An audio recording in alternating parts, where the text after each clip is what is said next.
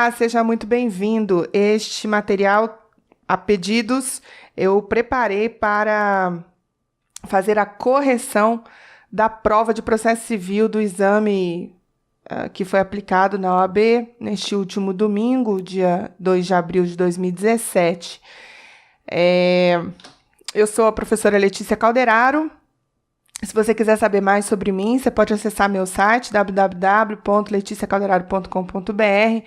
Eu sou advogada e professora de processo civil na graduação há mais de 15 anos. Eu tenho experiência bastante no CPC de 83 e agora estou absolutamente envolvida nessa dinâmica que é atualizar os colegas e todos os estudantes, bacharéis e bacharelandos no novo Código de Processo Civil, né, no CPC de 2015. Essa prova que foi aplicada agora, ela foi, a meu sentir, uma prova tranquila, uma prova, diria até bem fácil.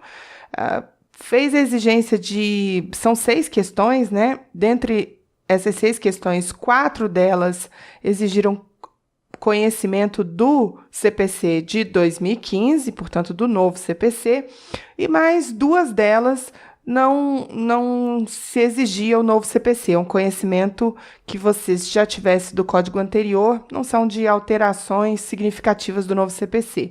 Ao contrário do último exame, que todas as questões faziam menção ao novo código. De qualquer forma, essa é uma atualização que você não pode postergar ou se afastar dela, né? Ela é necessária não só para que você participe aí de provas e certames, enfim, mas para permitir que você tenha uma vida profissional. Caso contrário, absolutamente impossível você ter qualquer tipo de carreira jurídica se você não estiver atualizado com seu processo civil afiado e com o CPC de 2015 aí em dia. Muito bem, sem mais delongas, vamos à correção das questões de processo civil. Essa primeira questão, eu estou fazendo um dos cadernos, se você tiver outro caderno, aí são as mesmas questões, enfim, é só você procurar a questão específica, tá? Essa é uma questão que exigiu recursos, 2 questões das 6, 2 delas exigiram conteúdo de recursos, mas, curiosamente, pedem mais ou menos a mesma coisa, que é ali o conteúdo entre agravos e apelação. Quer dizer, os 2 recursos mais fundamentais para qualquer um que queira trabalhar na área jurídica. Por isso que eu digo que a questão é bem tranquila. Vamos lá. Jorge ajuizou demanda contra Maria, requerendo sua condenação à realização de obrigação de fazer e ao pagamento de quantia certa. Fez requerimento de tutela provisória de urgência em relação à obrigação de fazer. Após o transcurso da fase postulatória e probatória, sem análise do mencionado requerimento, sobreveio sentença de procedência de ambos os pedidos autorais, em que o juízo determina o imediato cumprimento da obrigação de fazer. Diante de tal situação, Maria instruiu seu advogado a recorrer apenas da parte da sentença relativa à obrigação de fazer. Nessa circunstância, o advogado de Maria deve... Gente, essa informação aqui, que é para fazer só um recurso parcial, né? Isso é absolutamente irrelevante para a resposta da questão. A decisão, lembre-se que em processo civil você sempre define o recurso a partir da decisão recorrida. Qual é a decisão recorrida? A decisão recorrida é uma sentença. Sobreveio sentença de procedência de pedido. Não aprofunde. Eu sempre oriento que você responda as questões sem olhar as alternativas primeiro. Tente responder com o cabeçalho para você não se deixar levar por alternativas que são eventualmente absurdas. De sentença cabe o quê? Apelação. Pronto, essa é a resposta. Simples assim. Professora, mas é porque teve uma a tutela provisória que foi decidida em sentença. Ok, nós sabemos que isso é perfeitamente possível. E como é que eu sei que a tutela provisória foi decidida na sentença? Porque o juiz determinou o imediato cumprimento da obrigação de fazer. Portanto, se é imediato cumprimento, ele não quis justamente o efeito que nós sabemos que a apelação tem, em regra, recebe o efeito suspensivo. Portanto, se ele queria que a decisão, que nesta parte houvesse o cumprimento imediato, deferiu, concedeu tutela provisória na sentença, o que é perfeitamente possível. Agora, onde é que nós estamos aqui eventualmente falando de decisão interlocutória? De modo algum, gente. A decisão ela terá caráter interlocutório se tivesse não extinto a relação jurídica processual, o que não é o caso. Portanto, resposta é recurso de apelação. Veja que a questão é tão simples que ela sequer dá duas alternativas com apelação para que você pudesse escolher. Veja, mandado de segurança só é cabível se não houver recurso. Só é passível a utilização de mandado de segurança quando não houver recurso cabível na espécie. Não é o caso.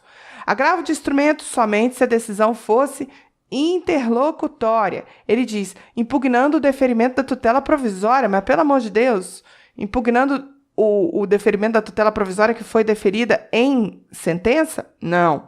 Corta agravo de instrumento aqui também, da tutela e a condenação final da obrigação de fazer. Eu digo o seguinte, por que a questão é simples? Porque as alternativas são absurdas, né? Agravo de instrumento de sentença? Nem pensar. Recurso é apelação. Você pode, na apelação, impugnar tanto o deferimento da tutela provisória como a condenação final da obrigação, já que o juiz fez o deferimento da tutela provisória em sentença, não há que se falar em outra natureza de recurso, ok? Sentença, artigo 1009, CPC de 2015, não deixa dúvida, só estou dando o artigo, uma questão fácil, mas só te dando o artigo aí para você identificar. Da sentença cabe apelação no caput, ok? Alternativa correta, letra C, ela sim exigiu o conteúdo do CPC de 2015, não porque se você soubesse de código de 73, você também marcaria apelação, certo? Mas é porque ele usa a terminologia do novo CPC, né? Então, enfim. Vamos seguir em frente, questão número 2. Antônia contratou os arquitetos Nivaldo e Amanda para realizar o projeto de reforma de seu apartamento. No contrato celebrado entre os três, vou fazer aqui a relação de direito material primeiro, só para você manter essa relação em mente. Uma relação entre Antônia, contratante, credora, e Nivaldo e Amanda, que são os devedores. No caso, aqueles que devem cumprir a obrigação. No contrato celebrado entre os três, foi fixado um prazo de 30 dias para a prestação de serviços de arquitetura, o que não foi cumprido, embora tenha sido feito o pagamento dos valores devidos pela contratante. Com o objetivo de rescindir o contrato celebrado e ser ressarcida do montante pago, Antônia procura um advogado, mas lhe informa que não gostaria de processar Amanda, por serem amigas de infância. Sobre a hipótese apresentada, assinale a opção que indica o procedimento correto a ser adotado. Aqui é uma questão que vai exigir o conhecimento sobre o conteúdo de litisconsórcio, conhecimento esse que não sofreu alterações significativas no CPC de 2015. Portanto, essa não é uma questão que exige aí o conteúdo do novo CPC. Não dá para eu responder sem ler as questões primeiro, porque ele não trouxe aqui já uma hipótese para eu decidir a questão, né? Mas eu vejo que ela não quer processar uma das pessoas. Então, na relação processual, a Antônia, ela deseja ajuizar a ação em desfavor de Nivaldo. É óbvio que o que vai me perguntar é se ela pode botar só o Nivaldo ou se existe a necessidade de colocar Nivaldo e Amanda. Então, a pergunta é óbvia, se existe ou não um litisconsórcio necessário ou se seria hipótese de litisconsórcio necessário ou se seria hipótese de litisconsórcio facultativo. Tenho certeza que essas são as alternativas. Letra A. Será possível o ajuizamento da ação unicamente em face de Nivaldo, na medida em que a hipótese tratada é de litisconsórcio simples. A sentença proferida contra Nivaldo será ineficaz em relação a Amanda. Olha só, o erro já está aqui, né? Na confusão entre litisconsórcio facultativo e litisconsórcio simples.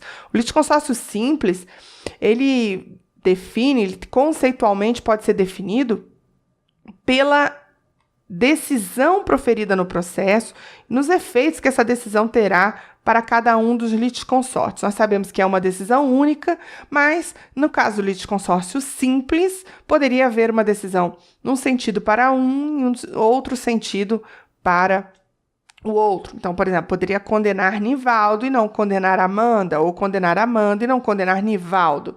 Quando você fala sobre é possível ou não ajuizar uma ação em face de um ou outro, não se trata de identificar se o litisconsórcio é simples ou uniforme, e sim se o litisconsórcio é facultativo ou necessário. Então, ela já está errada porque ela confunde os conceitos de litisconsórcio. Letra B. Não será possível o ajuizamento da ação unicamente em face de Nivaldo, uma vez que a hipótese tratada é de litisconsórcio necessário. Caso a ação não seja ajuizada em face de Amanda, o juiz deverá determinar que seja requerida a sua citação sob pena de extinção do processo. Alternativa correta. O litisconsórcio é necessário. O litisconsórcio necessário é aquele que exige a participação obrigatória, sob pena de nulidade da decisão, em relação a todos aqueles que, por lei ou pela natureza da relação jurídica, devam e possam sofrer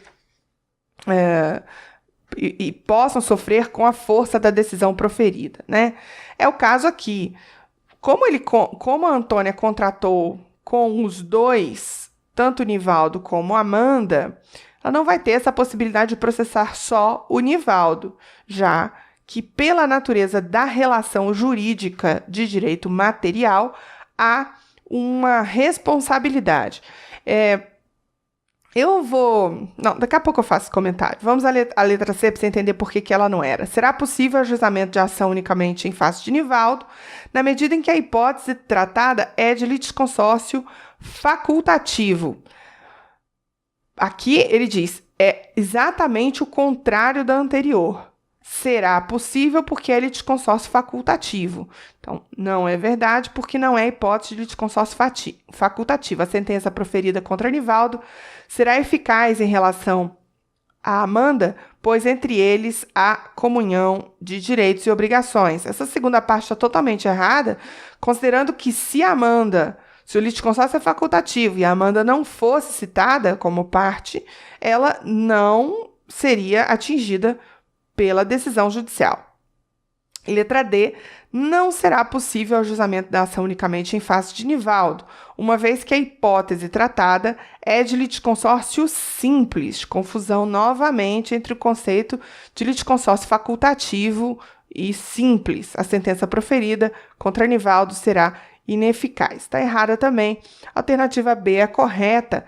Eu indico a leitura do artigo 114 do CPC, que fala que o litisconsórcio será necessário por disposição de lei ou quando, pela natureza da relação jurídica controvertida, a eficácia da sentença depender da citação de todos que devam ser litisconsortes.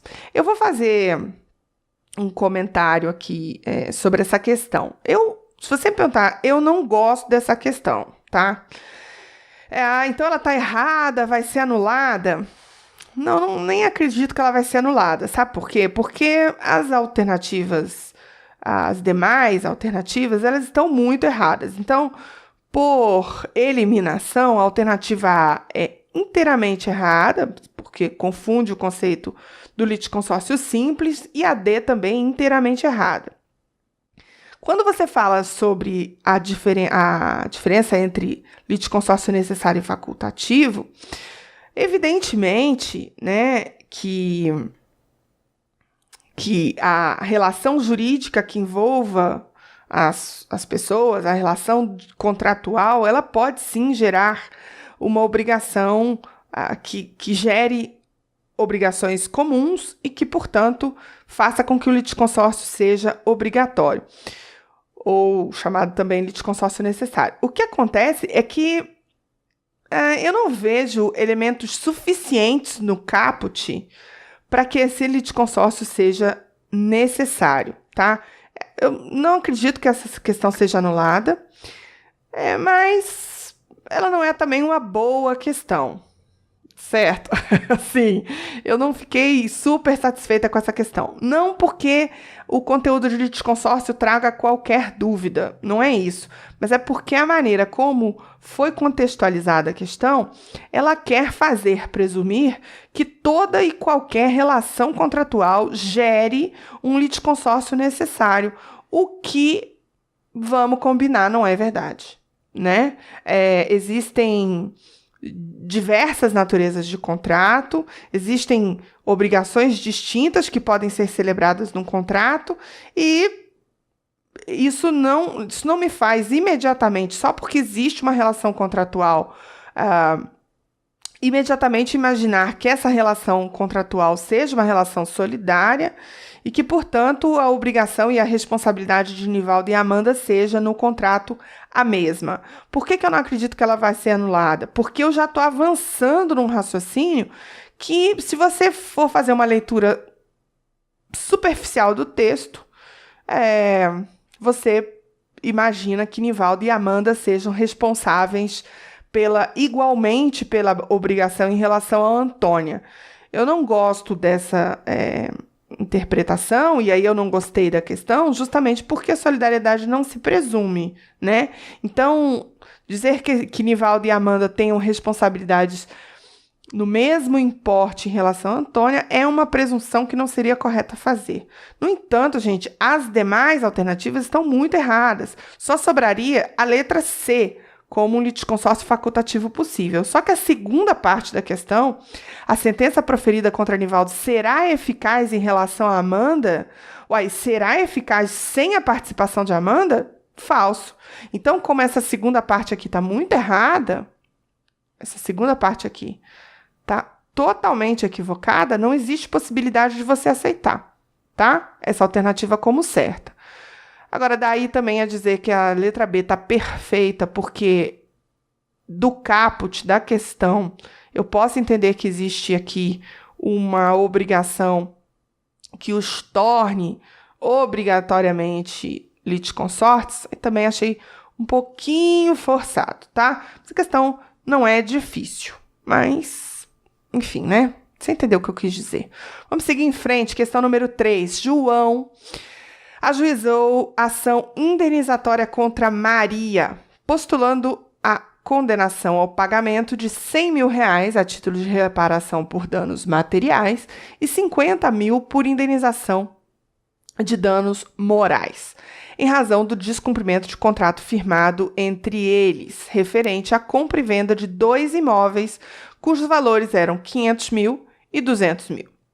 Maria, citada, apresentou contestação e reconvenção, pedindo a declaração de invalidade parcial do contrato relativo ao imóvel de R$200 mil, bem como a condenação de João ao pagamento de indenização por danos morais no valor de R$20 mil. Diante de tal situação, analise a opção que apresenta o valor da causa da reconvenção. Essa alternativa, ela já traz aí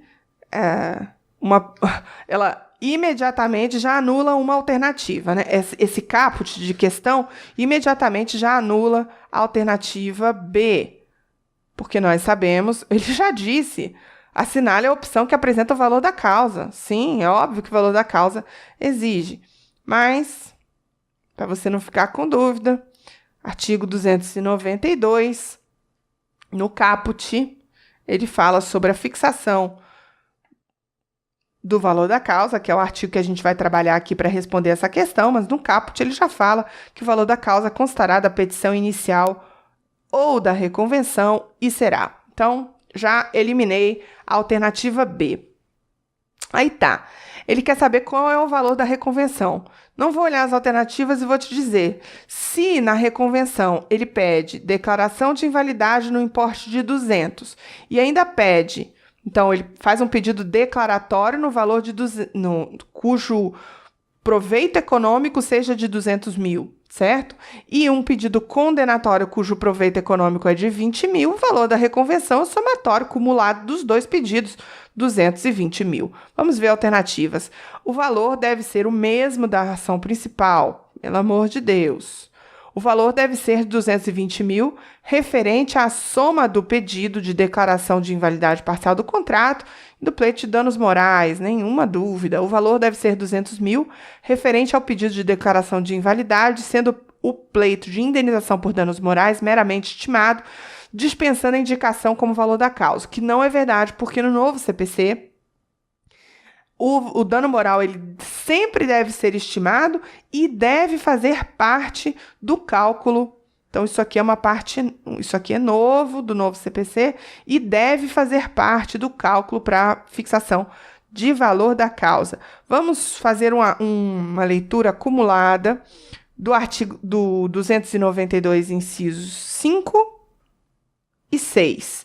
5. Na ação indenizatória, inclusive fundada no dano moral, o valor pretendido. E aí você acumula o 5 com o 6. Na ação em que há acumulação de pedidos, a quantia correspondente à soma dos valores de todos eles. Questão fácil, né? Nenhuma dúvida. Letra C. Próxima questão, número 4. Carlos ajuizou em 18 de março de 2016 ação contra o Banco Sucesso pelo procedimento comum, pretendendo a revisão de determinadas cláusulas de um contrato de abertura de crédito. Após a apresentação de contestação e réplica, iniciou-se a fase de produção de provas, tendo o Banco Sucesso requerido a produção de prova pericial para demonstrar a ausência de abusividade dos juros remuneratórios. A prova foi indeferida e o pedido foi julgado procedente para revisar o contrato e limitar a cobrança de tais juros. Sobre a posição do Banco Sucesso, analise a alternativa correta. Então, houve um pedido no meio do processo ali, né, de produção de prova pericial contábil, houve a negativa, ela foi indeferida, e nós já sabemos que pelo novo CPC, as decisões interlocutórias agora só serão agraváveis por instrumento quando expressamente indicadas naquele elenco exaustivo do artigo 1015 do novo CPC. Entre as hipóteses do 1015, não está na fase cognitiva elencado o indeferimento da produção de prova e, portanto, não é cabível agravo de instrumento na espécie. Não existe mais agravo retido, então não tinha que fazer absolutamente nada. Quando for proferida a sentença, recorrer com recurso de apelação. Eu disse que que as duas questões de recursos, a primeira e essa, todas duas pedem exatamente a mesma coisa. Conhecimento sobre apelação e agravo, tá? Aqui sim, é uma decisão interlocutória, porque afinal de contas o juiz decidiu sobre a prova, mas não extinguiu a relação jurídica processual e o pedido foi julgado procedente para revisar em sentença onde cabe apelação. De qualquer sorte, o indeferimento da prova não seria apelável desde logo, não quer dizer que não caiba recurso. Ele não é apelável imediatamente, mas essa matéria pode ser objeto de preliminar de apelação quando você recorre da sentença. Vamos ver as alternativas? O banco deve interpor recurso de agravo de instrumento contra a decisão que indeferiu a produção da prova. Não o tendo feito, a questão está preclusa, exatamente o contrário. Não é cabível agravo de instrumento, porque não está elencada a decisão interlocutória que indefere produção de prova. Ela não está elencada entre as hipóteses do artigo 1015, né? Porque somente na fase cognitiva, somente as interlocutórias elencadas ali poderão ser objeto de agravo de instrumento, e o próprio artigo 1009, que combinado com o 1009, parágrafo 1º, ele deixa claro que aquelas decisões interlocutórias que não desafiarem agravo de instrumento, por essa nova regra do novo CPC, elas não precluem e poderão ser tratadas em preliminar de apelação. Letra B, ele deve apresentar petição de protesto contra a decisão que indeferiu a produção da prova, evitando-se a preclusão. Gente, isso não é justiça do trabalho, não. Eu já falei para todos os meus alunos, isso não foi trazido, incorporado pelo novo CPC, certo? Se fosse para fazer isso, era só manter o agravo retido e tirar as razões. Na regra processual, não existe a necessidade de registro de nenhuma natureza de impugnação imediata. A matéria não preclui e pode ser discutida em preliminar de apelação. C, ele deve permanecer inerte em relação à decisão de indeferimento, mas poderá rediscutir a questão em preliminar de apelação. Perfeito. 1009, parágrafo 1º. Vou fazer a leitura do 1009 para você. Parágrafo 1º. As questões resolvidas na fase de conhecimento, se a decisão a seu respeito não comportar agravo de instrumento, não são cobertas pela preclusão e devem ser suscitadas em preliminar de apelação, eventualmente interposta contra a decisão final ou nas contrarrazões. Certo? É isso. E D, ele deve interpor recurso de agravo retido. Ui, Jesus! Não existe mais agravo retido, né, gente? Foi extinto pelo CPC de 2015. Fácil, questão fácil e tranquila. Agora, é uma questão que exigia que você estivesse atualizado pela nova regra processual. Vamos seguir em frente. Gláucia ajuizou em abril de 2016 ação de alimentos em face de Miguel, com fundamento na paternidade. Então, ela fez ação de alimentos e usou como fundamento a paternidade, dizendo que o Miguel era seu pai. O réu, na contestação, alegou não ser pai de Gláucia. Após a produção de provas e o efetivo contraditório, o magistrado decidiu favoravelmente ao réu, inconformada com a sentença de improcedência, que teve por base o exame de DNA negativo, ou seja, foi realizada a prova pericial naquele processo de alimentos. Gláucia resolve agora propor ação de investigação de paternidade em face de Miguel. Sobre a hipótese apresentada, assinale a alternativa correta. Fantástico, é uma alteração importante do novo CPC, que inclusive eu falei várias vezes, já falei na minha página do Facebook, já falei lá nos exercícios que estão disponíveis no meu blog, no meu site. Gente, a questão do limite objetivo da coisa julgada material no novo CPC. No CPC anterior, somente os pedidos do autor e aqueles trazidos em sede de reconvenção é que fariam coisa julgada material, ou seja, impediriam o ajuizamento e a rediscussão daquela questão em nova ação. Então, aqui, como a ação proposta pelo autor é alimentos e não foi investigação de paternidade, somente este pedido de condenação, que foi julgado improcedente, é que faria coisa julgada, mas isso na regra de 73.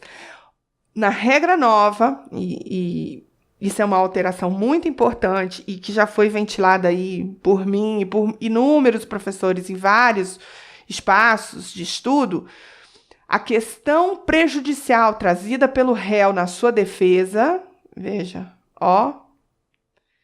por que ele é prejudicial? Porque ele disse que não era pai, não sou pai. Se ele não é pai, como é que o juiz pode fixar alimentos? Então, o juiz, para decidir a questão principal, foi necessário o julgamento da questão prejudicial. E veja que aqui, nessa questão, ao contrário daquela lá do litisconsórcio, o contexto é perfeito. Ele diz que houve produção de provas e houve efetivo contraditório, que são as questões, além da incompetência do juiz, o que não seria o caso aqui. O juiz que é competente para julgação de alimentos também o é para investigação de paternidade, mas ele afastou as duas hipóteses que a prejudicial não poderia ser atingida pela coisa julgada. Questão fantástica, inteira pelo novo CPC, e a resposta ela tem que ser no sentido de que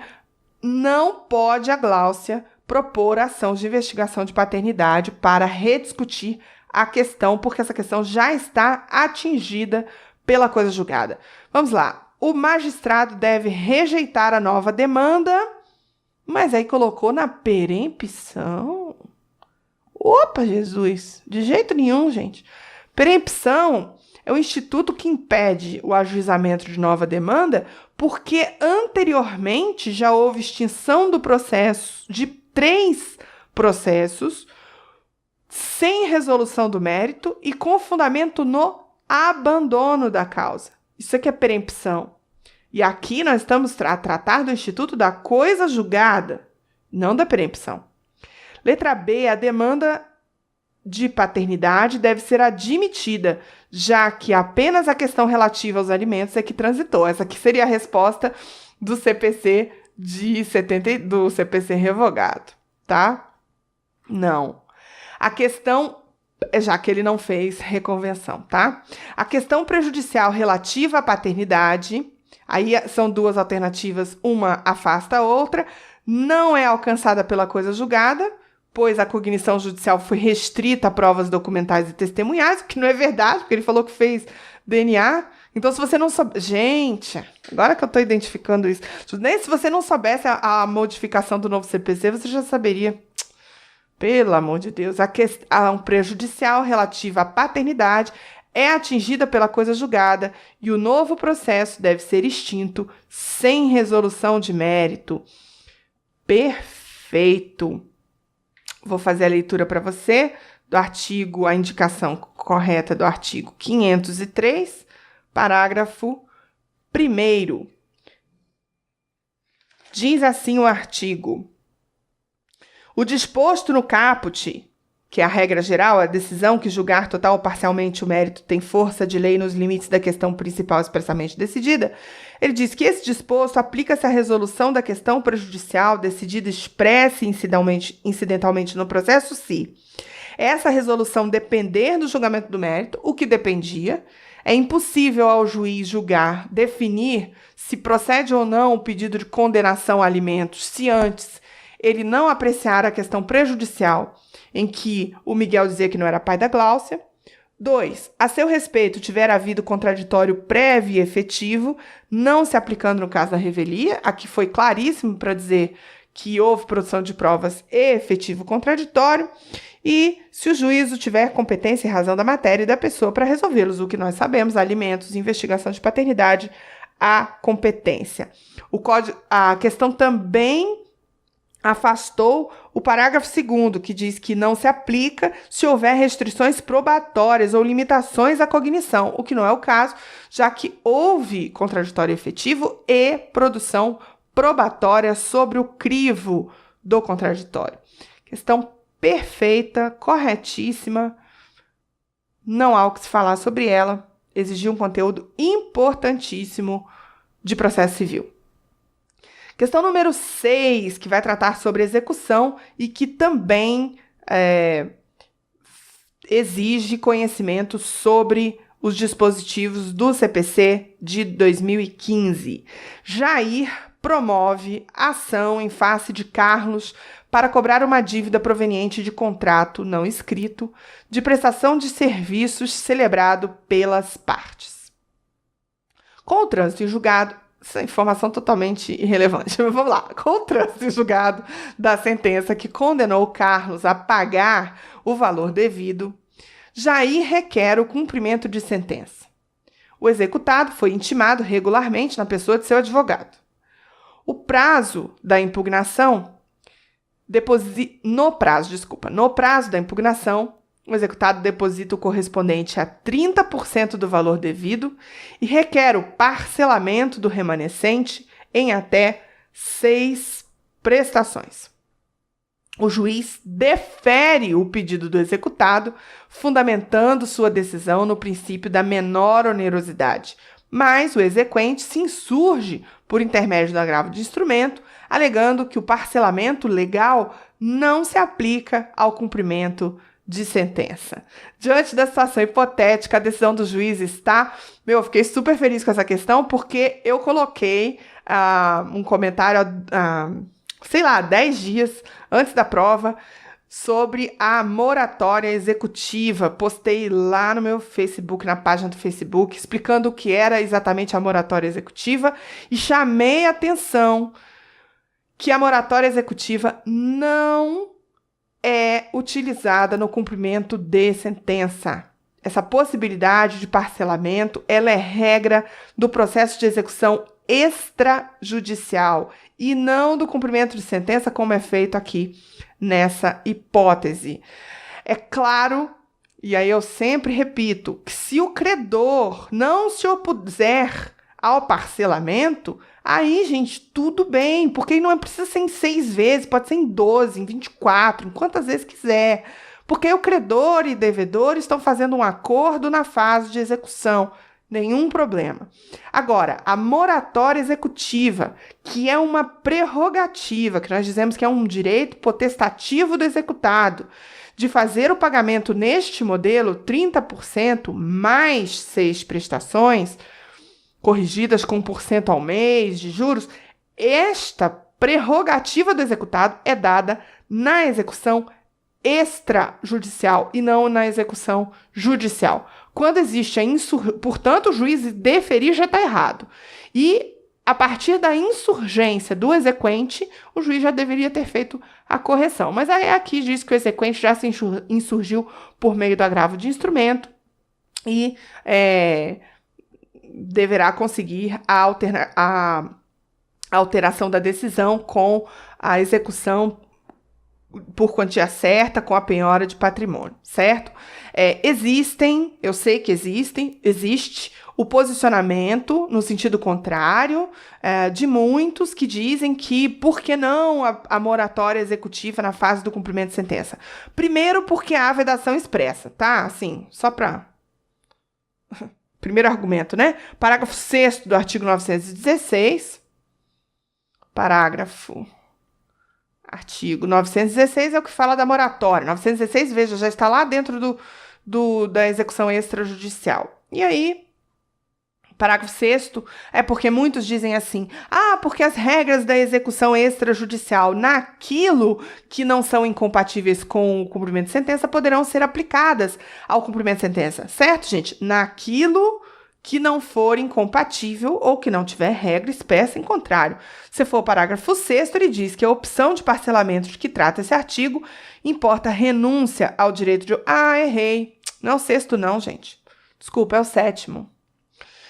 O disposto nesse artigo não se aplica ao cumprimento da sentença. Então, mas por que você não acha que não? Eu acho que não sou eu que acho, é o legislador que acha. Parágrafo 7º do artigo 916.